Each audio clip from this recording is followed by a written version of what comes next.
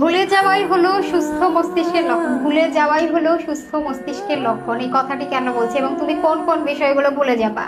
ওই বিষয়গুলো ভুলে যাবা যে কে তোমাকে হেয় করলো, কে তোমাকে ছোট করলো, কে তোমাকে হেট করলো, কে তোমাকে ইগনোর করলো, কে তোমাকে পাত্তা দিল না, এবং কে কি ভাবলো।